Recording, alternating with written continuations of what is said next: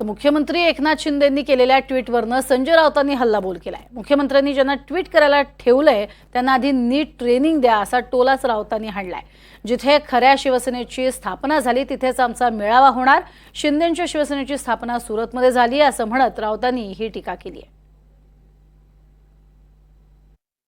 मुख्यमंत्र्यांना ट्वीट करता येतं का स्वतःला? मुख्यमंत्री को ट्वीट करने को आता है क्या? आम्ही ओळखतो त्यांना। ट्वीट करायला जी माणसं ठेवली त्यांना ट्रेनिंग द्या नीट। कटोरे घेऊन दिल्लीच्या दरबारात बरं का आणि गुजराती व्यापारी मंडळाच्या दरबारात गेल्या 2.5 वर्षापासून कोण आहे? माननीय उद्धव ठाकरे साहेबांचं काय असेल ते आम्ही पाहू।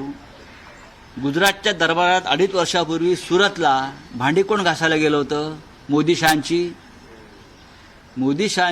धुणी भांडी करायला कोण गेलं होतं? तुम्हीच गेला होतात मुख्यमंत्री पदासाठी। आणि आता सुद्धा दिल्लीमध्ये मोदी शहांच्या उंबरठ्यावरचं आपण पाय पुसणार। ज्या दिवशी मोदी शहाचा हात तुमच्या डोक्यावरचा जाईल त्या दिवशी तुमची किंमत या महाराष्ट्रात कचऱ्या इतकी राहणार नाही। हे ठाकरे घराणं आहे आणि या ठाकरे घराण्यामुळेच तुम्ही या ज्या पदावर पोहोचलेला आहात मिस्टर शिंदे, हे लक्षात घ्या।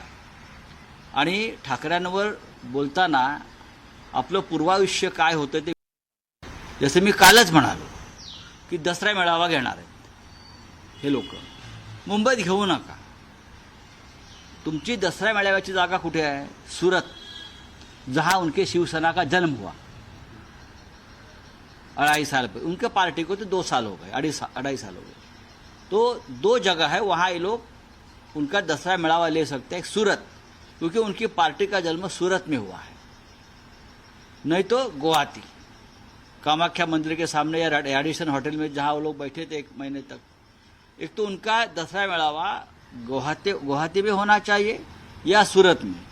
सूरत सबसे बेस्ट है, उनका पार्टी का जन्म सूरत में हुआ।